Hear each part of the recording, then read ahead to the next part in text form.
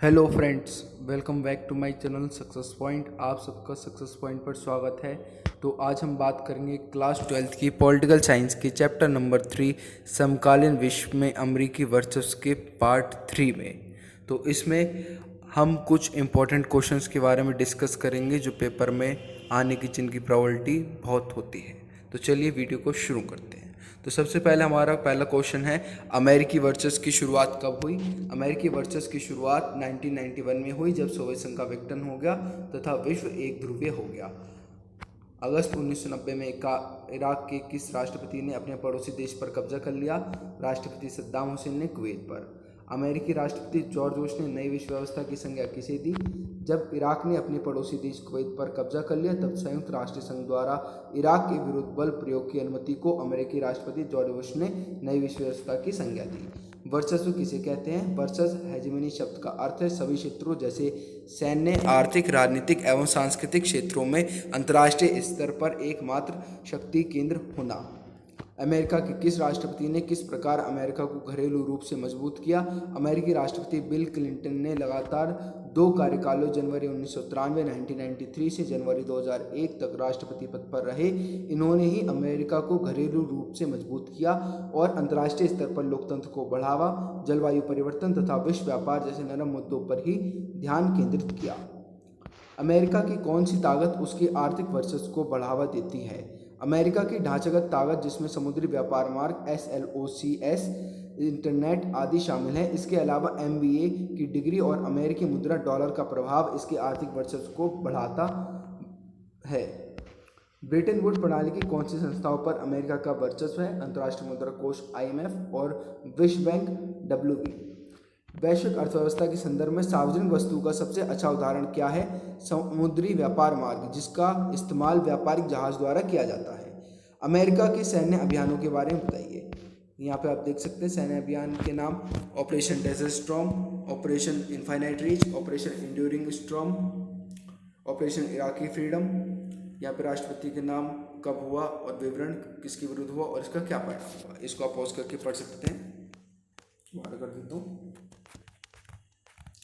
अगला क्वेश्चन, 1992 में 1992 में अमेरिका में राष्ट्रपति पद के चुनाव में प्रथम खाड़ी युद्ध जीतने के बाद किस पार्टी के उम्मीदवार से हार गए? डेमोक्रेटिक पार्टी के उम्मीदवार बिल क्लिंटन से। क्लिंटन की सरकार में भी अमेरिका ने कौन सी 2 सैन्य कार्रवाई की? इस प्रकार की एक घटना 1999 में 1999 में हुई, जब अपने प्रांत कोसोवो में यूगोस्लाविया ने अल्बानियाई लोगों के आंदोलन को कुचलने के लिए सैन्य कार्रवाई की। कोसोवो में अल्बानियाई लोगों की बहुलता है। इसके प्रत्युत्तर में अमेरिकी नेतृत्व में नाटो के देशों ने यूगोस्लावियाई इलाकों पर 2 महीने तक बमबारी की। स्लोबोदान मिलोसेविच की सरकार को गिरा दिया गया तथा कोसोवो पर नाटो की सेना का कब्जा हो गया। क्लिंटन के दौर में दूसरी बड़ी सैन्य कार्रवाई नैरोबी केन्या तथा दार एस सलाम तंजानिया में अमेरिकी दूतावासों पर बमबारी के प्रत्युत्तर में 1988 में हुई। अतिवादी इस्लामी विचारों से प्रभावित आतंकवादी संगठन अलकायदा को इस बमबारी का जिम्मेवार ठहराया गया।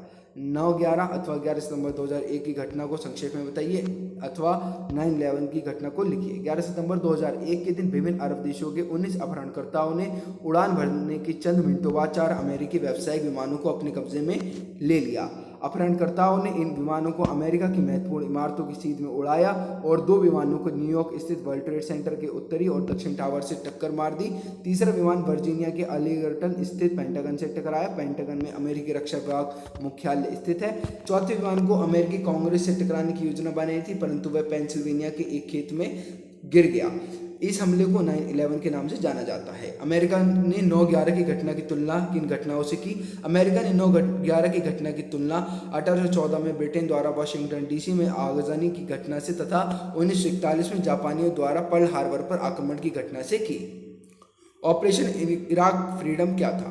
2003 के 19 मार्च को अमेरिका ने ऑपरेशन इराक फ्रीडम के कूट नाम से इराक पर सैन्य आक्रमण किया। अमेरिकी नेतृत्व वाली कॉलिशन ऑफ विलिंग्स आकांक्षियों के महाजोट में 40 से अधिक देश सम्मिलित हुए। संयुक्त राष्ट्र संघ ने अमेरिका द्वारा इराक पर इस हमले की इजाजत नहीं दी थी। दिखावे के लिए यह बताया गया कि सामूहिक संहार के हथियार वेपन्स ऑफ मास डिस्ट्रक्शन बनाने से रोकने के लिए इराक पर आक्रमण किया गया है। हालांकि इराक में सामूहिक संहार पर आक्रमण करने की कोई मौजूदगी के पक्ष नहीं मिले। इससे अनुमान लगाया जा सकता है कि हमला करने के पीछे मकसद कुछ और ही था, जैसे इराक के तेल भंडार पर कब्जा करना तथा इराक में अमेरिका की मनपसंद सरकार बनवाना। प्रथम खाड़ी युद्ध किस किस के बीच हुआ? इराक और संयुक्त राष्ट्र संघ के 34 देशों के बीच। किसका संबंध वैश्विक अर्थव्यवस्था की एक विशेष समझ से है? वर्चस्व। वर्चस्व के तीनों अर्थों को उदाहरण सहित स्पष्ट कीजिए। वर्चस्व के तीनों अर्थ निम्नलिखित हैं। वर्चस्व सैन्य शक्ति के अर्थ में वर्तमान में अमेरिका की रीढ़ की हड्डी उसकी सैन्य शक्ति है। आज अमेरिका अपनी सैन्य क्षमता के बल पर पूरी दुनिया में कहीं भी निशाना साध सकता है एवं आज कोई भी देश अमेरिकी सैन्य ताकत के मुकाबले में उसके आसपास कहीं भी नहीं है।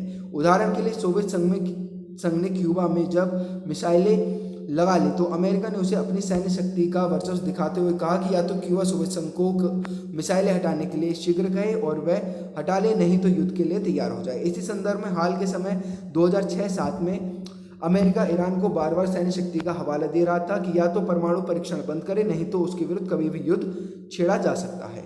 वर्चस्व ढांचागत ताकत के अर्थ में वर्चस्व का दूसरा अर्थ है कि वैश्विक अर्थव्यवस्था में अपनी मर्जी चलाने वाला एक ऐसा देश जो अपने मतलब की चीज़ों को बनाए और कायम रखे। हम जानते हैं कि अमेरिका विश्व के प्रत्येक भाग, वैश्विक अर्थव्यवस्था के प्रत्येक क्षेत्र और प्रौद्योगिकी के प्रत्येक भाग में मौजूद है। उदाहरण के लिए अमेरिका अनेक देशों को कह चुका है कि विश्व के सभी समुद्री मार्गों को अंतर्राष्ट्रीय व्यापार के लिए पूर्णतः खुला रखे, क्योंकि मुक्त व्यापार समुद्री व्यापारिक मार्गों के खुलेपन के बिना संभव नहीं है। यह धमकी वास्तव में वह जापान, ताइवान, खाड़ी देशों आदि को दे चुका है। अमेरिका अपनी ढांचागत ताकत को दिखाने के लिए अनेक छोटे बड़े देशों को यह कह चुका है कि जो भी उदारीकरण और वैश्वीकरण को नहीं अपनाएगा या परमाणु परीक्षण निषेध संधि पर हस्ताक्षर नहीं करेगा, उसे विश्व बैंक या अंतर्राष्ट्रीय मुद्रा कोष आदि से ऋण देने के बारे में या तो कटौती की जा सकती है या उस पर पूर्ण प्रतिबंध लगाया जा सकता है। जनसंचार माध्यमों से जानकारी मिलती है कि अमेरिका समय समय पर आर्थिक प्रतिबंध लगाता रहा है। वर्चस्व सांस्कृतिक अर्थ में वर्चस्व के इस तीसरे अर्थ का संबंध सहमति गणने की शक्ति से है, अर्थात कोई प्रभुत्वशाली वर्ग या देश अपने प्रभाव में रहने वालों को इस प्रकार सहमत कर सकता है कि वे सभी विश्व को उसी दृष्टिकोण से देखें जिसमें वह देखता है। उदाहरण के लिए अमेरिकी विचारधारा अर्थात पूंजीवादी विचारधारा सभी पूर्व साम्यवादी यूरोपीय देशों पर लाद दी गई और वह उनसे सहमति बनवाने में सफल रहा। अमेरिका अंतर्राष्ट्रीय मंचों से कई बार स्पष्ट कर चुका है कि जो भी राष्ट्र नई अर्थव्यवस्था अर्थात उदारीकरण और वैश्वीकरण को नहीं अपनाएगा, उन देशों में बहुराष्ट्रीय कंपनियां निवेश नहीं करेंगी और अमेरिका भी ये चाहता है।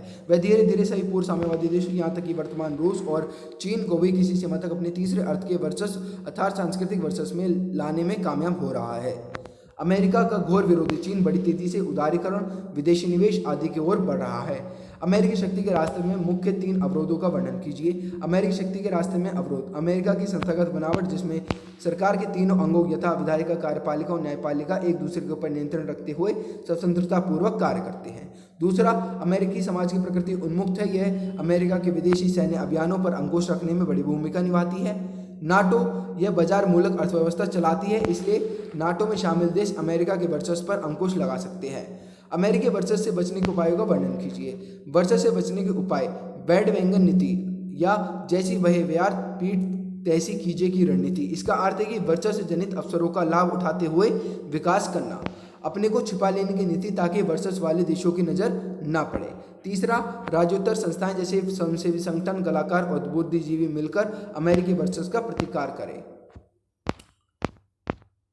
भारत तथा अमेरिका के संबंधों की विवेचना कीजिए। शीत युद्ध की समाप्ति के बाद भारत द्वारा उदारीकरण एवं वैश्वीकरण की नीति अपनाने के कारण दोनों के संबंध महत्वपूर्ण हो गए हैं। भारत अब अमेरिका की विदेश नीति में महत्वपूर्ण स्थान रखता है। इसके कारण निम्नलिखित हैं। पहला, अमेरिका आज भारत का सबसे बड़ा साझेदार देश है। दूसरा, सॉफ्टवेयर के क्षेत्र में भारत के कुल निर्यात का 65% भाग अमेरिका को आयात किया जाता है। तीसरा, बोइंग के 35% तकनीकी कर्मचारी भारतीय मूल के हैं। चौथा, 3 लाख भारतीय सिलिकॉन वैली में कार्यरत हैं।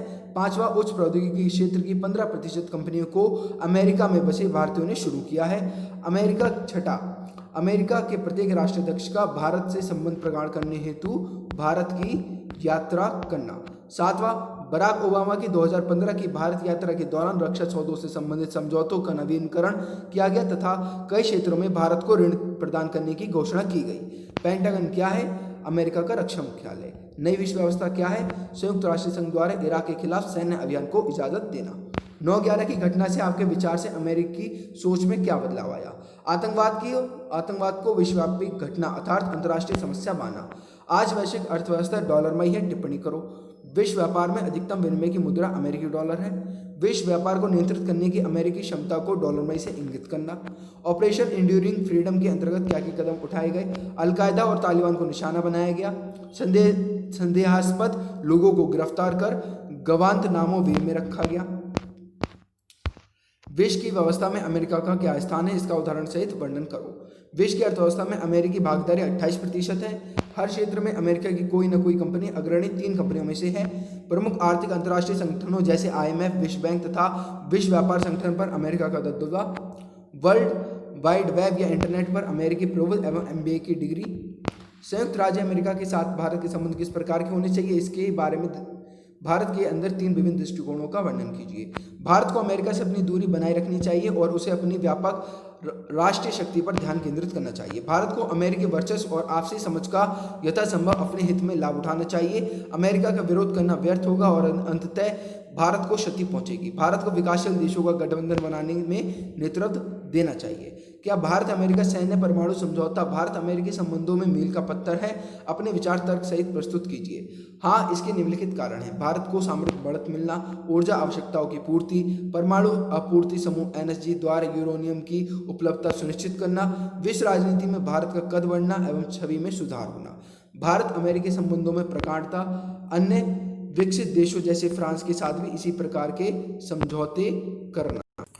फ्रेंड्स, तो ये वीडियो खत्म होती है यहीं पर। अगर आपको मेरी वीडियो अच्छी लगी हो तो इसे लाइक ज़रूर कीजिएगा और मेरे चैनल को प्लीज़ सब्सक्राइब जरूर कर लीजिएगा और बेल आइकन को दबा लीजिएगा ताकि आपको आने वाली वीडियोस का नोटिफिकेशन मिलता रहे। अगर आपको नॉलेज से रिलेटेड वीडियोस चाहिए तो चैनल की वीडियो के डिस्क्रिप्शन में एक आपको नॉलेज वर्ल्ड नाम के चैनल की लिंक मिलेगी, उसको आप सब्सक्राइब प्लीज़ कर लीजिएगा। उसमें आपको और भी नॉलेज की वीडियोस मिलेंगी। Thank you.